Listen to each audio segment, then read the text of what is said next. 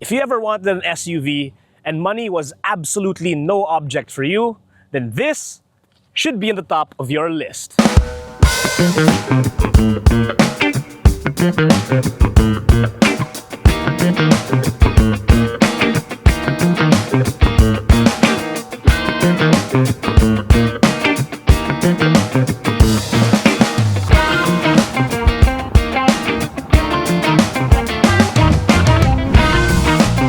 Hello everyone and welcome to the garage on Ride By. So this right here standing beside me is none other than BMW's top of the line SUV. This is the BMW X7 and my god, it's one of the fanciest, most powerful diesel-powered vehicles I have ever driven in my entire life. So what makes this car so special? So under the hood, it's powered by a 3-liter inline-6 twin-turbo diesel engine.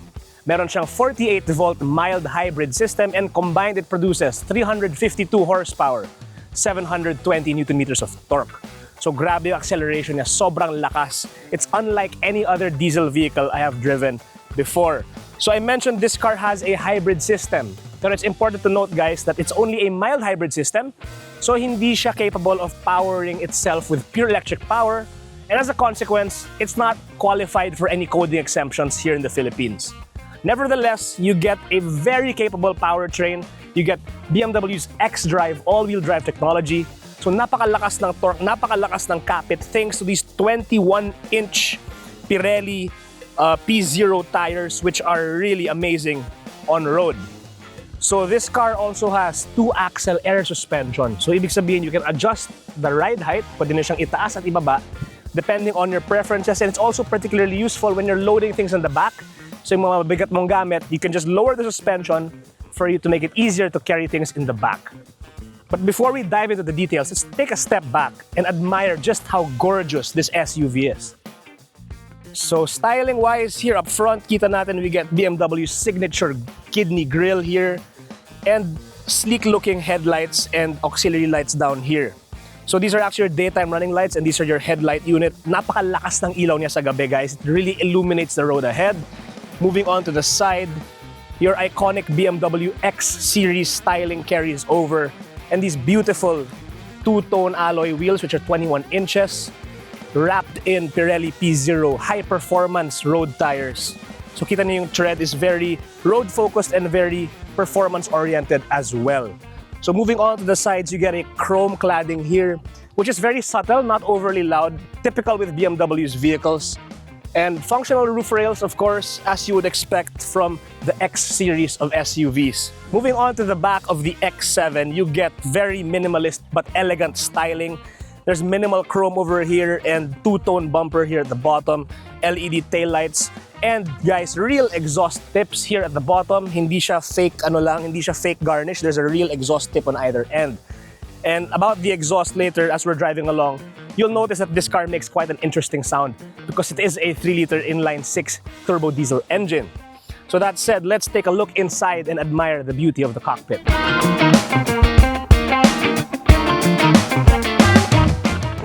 Okay, let's take a step inside this BMW X7 and start it up. Brake and press the engine start, and she fires right up.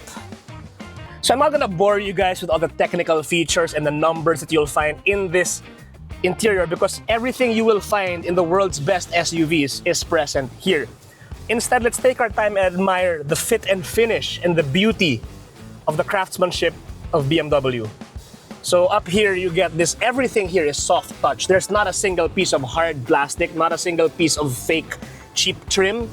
Everything is designed to really exude luxury. So you get this massive integrated infotainment and digital display cluster here. With your seamless controls, there's a breadth of adjustability when it comes to this instrument cluster here. And of course, you get your infotainment display compatible with Apple CarPlay, Android Auto, everything you could possibly ask for. And this here, hindi lang to some plastic guys Hindi lang yan kunyaring kahoy. It's real. Real, you really feel the grain of the wood. And it continues here to the center console and this very sleek panel here that houses your drive controls. Ito naman, So like, kung ayaw nyo ng kalat sa kotse, you can hide all your stuff in here.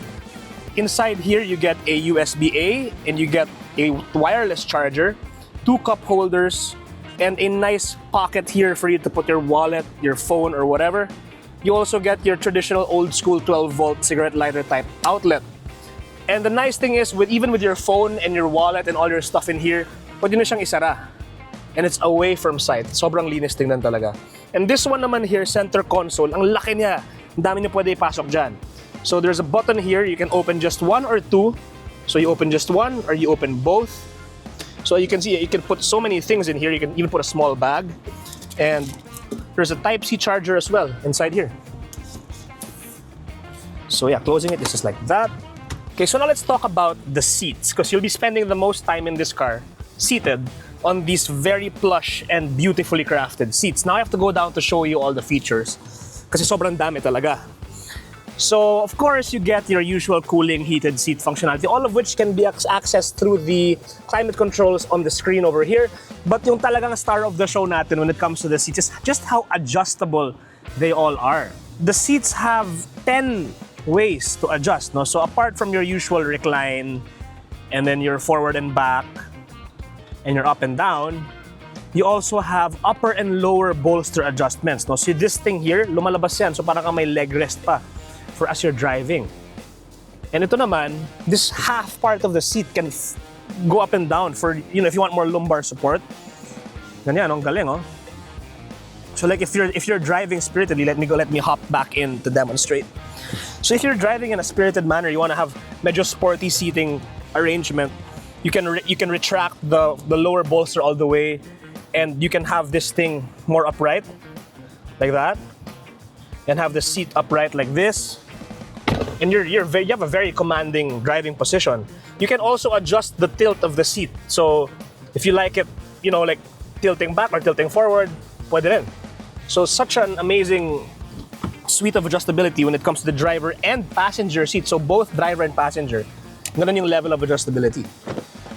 Dito naman tayo sa likod ng X7. So of course, this is the top of the line executive SUV, full-size SUV. So there is no shortage of legroom and headroom. Again, the seats are beautiful leather. You have a lot of amenities here at the back. You have 2 aircon vents with their own control panel, as well as a very nice cubby here for your phone, for your wallet, standard charger, and 2 Type-C ports. So this is the X7. It is a 7-seater. So how do you toggle these seats to bring them down para makapunta ka sa likod? So diba usually there's probably a pull tab or something that you can just pull and manually do it. But no, this is a BMW. So everything is automated. Everything is electronic. So this one here, there's a switch which you press. So you can see umuusog na tong seat mag-isa, and this will just go down on its own. Galing, di ba? Now the only drawback for this is if medyo nagmamadali ka, you have to wait, antay ka talaga until this thing finishes its sequence. And then to raise the third row, there's a switch here, parang bintana. Like that. So yeah, it moves my seat forward, so there's more space. And look at that, guys. Grabe, diba? That is amazing. And I think this is the only manual bit here. You just push it like that. So I'm gonna move there to the back. So you can see there's a lot of space for me to maneuver myself inside the car. And then now, how do we put this back? So, okay. Automatic lahat.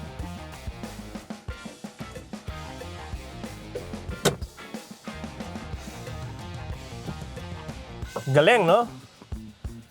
Okay, so I'm here in the third row. Despite me being here in the third row, no, I still have a lot of leg room. I have no shortage of headroom. But it is a little bit more cramped, and there are, of course, much fewer amenities here. There's just a cup holder, and I don't see any aircon vents here at the back either. So I think that's all you get. Yeah, there's also a sunroof which you can toggle from the front. May isa pang switch yan. I don't think you can open it from here. Oh, here, yeah, you can. There's a switch here. There's a sunroof here for your third row passengers as well. Galing, di ba? So now for me to get out, I can just press this, and the sequence repeats itself. Ang tagal nga lang, so medyo kung nagmamadali ka, parang come on, hurry up guys. Yun, okay, and we're done. Let's take a look at the cargo bay. Okay, dito naman tayo sa likod ng X7. Let's show you guys a storage compartment. So unlike other SUVs with a standard tailgate, this has like a two-piece tailgate. So you have the upper portion, which is automatic, and the lower portion, which is also automatic. And if you take a closer look at these switches over here, you will see there is this button here. When you press this, the entire car will lower itself later. It takes maybe like 30 seconds or so, or 45 seconds. You will notice that the gap in the wheel arches will gradually decrease. So there, mababa na siya. I think it lowers by around 2.5 inches. And no guys, you can't drive around slammed like this. It won't allow you. Once you put it on drive, the suspension lifts itself up. But it is very useful for, let's say, may kakarga kang balikbayan box or whatever stuff you want to stuff in there. But just looking at the size of this storage compartment, I think you can probably fit 4 balikbayan boxes, 5 full-size travel maletas. I don't know. What are you gonna put in a car like an X7 anyway? So if you have an X7, you're probably using this for business, you're using this for your family. Everything you need, you can just throw in there, no problem at all. Okay, so before we hit the road, let's first take a look at the star of the show, which is living under the hood of the X7. This is none other than a 3-liter inline-6 twin-turbo diesel engine with 352 horsepower and 720 Nm of torque. Napakalakas niyan guys for an SUV like this. So we've all driven some pretty fast cars in our lifetime, but this is something refreshing for me kasi parang the way you look at it, no, hindi mo akalain na sobrang lakas ng hatak niya, pero sobrang lakas talaga ng hatak niya guys. It's like I said earlier in my intro, this is the fastest diesel car I've ever driven. And that's also because of how instantaneous everything happens. And that's thanks to a 48-volt mild hybrid system, which is connected to the car's transmission. So the transmission is an 8-speed Steptronic automatic. And guys, it's almost borderline telepathic, no? It performs like a DCT. Kasi once you step on the gas, especially on sport mode, it clicks down 2 gears without even thinking twice. And you just accelerate. Like there's nothing stopping it. Like it doesn't weigh several tons, diba? So yeah, there's a 48-volt hybrid system, but it's a mild hybrid, so you can't power the car electric power alone, and hindi siya coding exempt. Pero guys, you don't really need any of those coding exemption benefits if you have the money to buy an X7, because chances are you have like 10, 15 other cars to use. So yeah, that said, let's get in the driver's seat and drive and see what this thing is like to drive.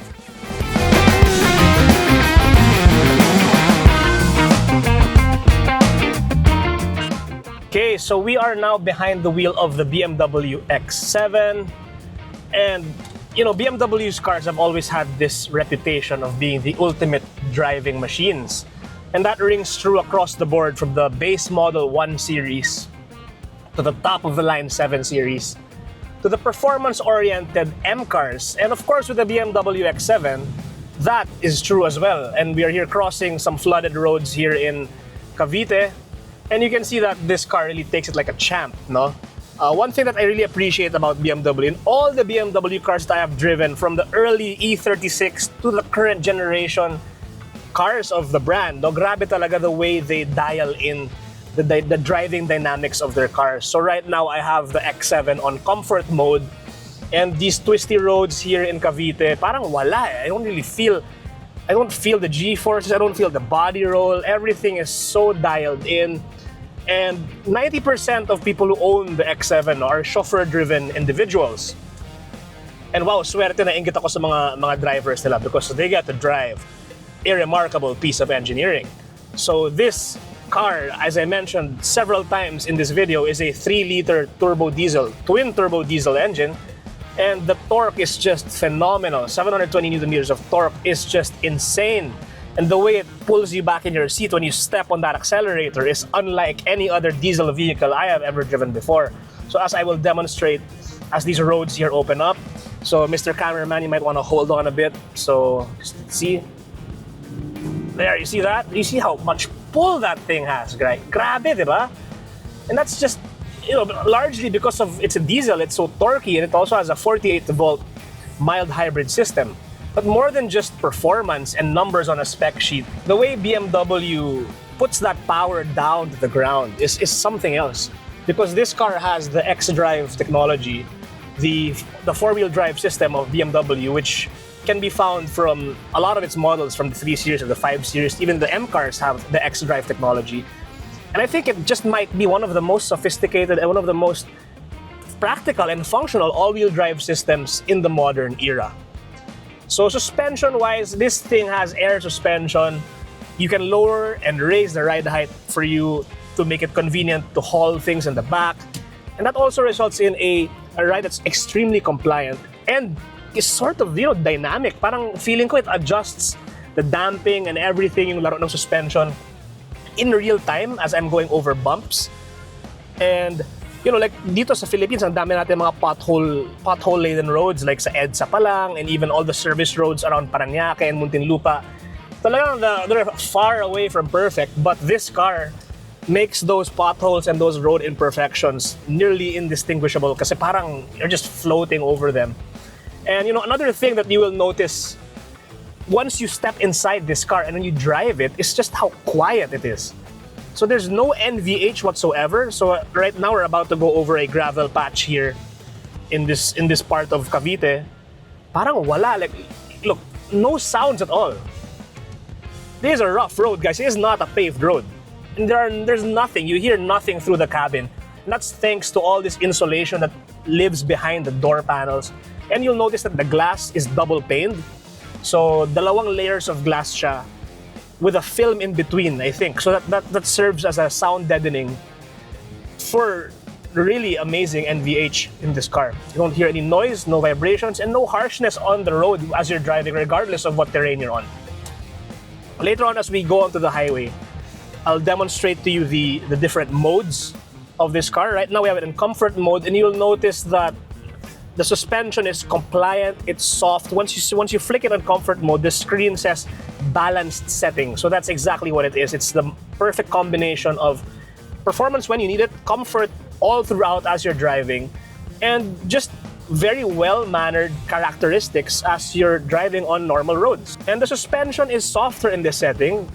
You get a bit of a wallowy feel, a little bit of body roll as you're going over the undulations on the roads. Pero it's not unsettling, it's not uncomfortable at all. Alright, so as I said earlier, we are in comfort mode, but now that we're in the highway, it's opening up. Let's put it on sport mode so we can see how much sharper everything gets. And right away, ramdam ko na agad yung steering. Bumigat siya ng konti, it feels stiffer.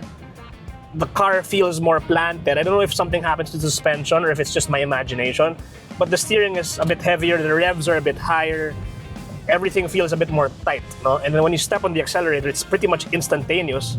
It just responds right away. So that's something that, for an SUV of this size, I find it very amazing, sa totoo lang, no?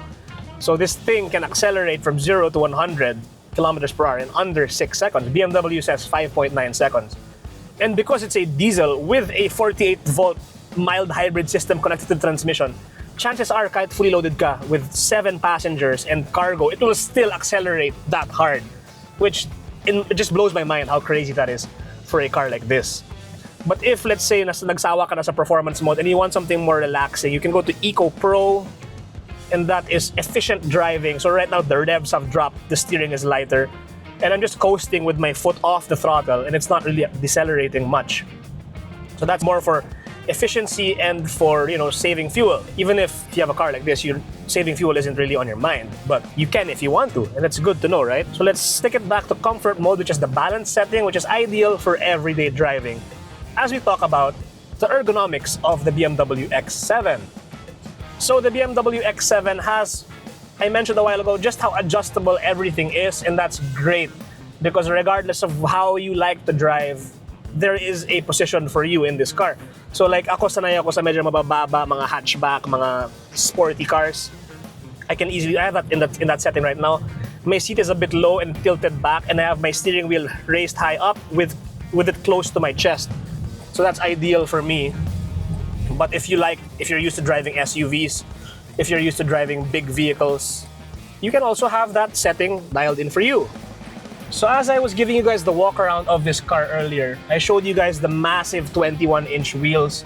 So it also gets really big brakes. So of course, a car of this weight and a car of this size needs to stop on a dime, especially if you're hauling some precious cargo. Like let's say you're a businessman, you have your clients in the back, or you have your, whatever products you're selling in the back. You want to make sure that you and your cargo you're safe, right? And the brakes of this car do an excellent job of that. Walang brake fade, walang hesitation, it just responds instantaneously. And that's something I think is really, really good when it comes to pretty much all of BMW's cars. And this is not even an M car, right? Just the standard X7. We only get one X7 trim here in the Philippines. So you're a bit limited when it comes to speccing this car out, but I think right out of the box, this is pretty much perfect already, the way it is. Suspension-wise, I already talked about that. There's no body roll, there's no drama. It's soft, it's plush, it's compliant, it's very sharp considering its size. So if you really want an SUV, no nonsense, but all the bells and whistles, and you're willing to spend a fortune, you're willing to pay the same amount as a house for a car, because this is essentially your house on wheels, your office on wheels, you really can't go wrong with a BMW X7, guys. Okay, so let's take a look at the infotainment display of the X7. So this is your typical infotainment display from really high-end luxurious cars. Everything you need is on here. You have your built-in GPS, so technically di mo na kailangan i-connect yung phone mo. Pero if you're like me and you're used to having your phone, everything is on your phone, Waze, Google Maps, Spotify. Your Apple CarPlay seamlessly connects. Once you connect your phone to the device, to the car, it automatically connects, no drama whatsoever. And there you have your usual Apple CarPlay interface. You have your Spotify, you have your Waze, you get your phone, everything you need. And you can toggle across the multiple views of your Apple CarPlay. And that's just perfect. There's really no drama when it comes to the infotainment of BMW's cars. As you know, a lot of other vehicles have actually copied, I wouldn't say copied, but were inspired by how friendly the user interface of BMW's displays are. So you really can't complain. This is one of the best in the business. And I think BMW did a stellar job when it comes to just how easy everything is to use.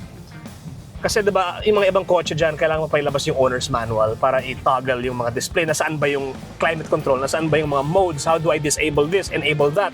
This one is very easy. It's all in the screen. It's all in the settings. It's like a smartphone. And so for that, super kudos to BMW. I mean, BMW isn't where it is today because it was doing stuff wrong. It's been doing things right for a really long time. And it is indeed the ultimate driving machine.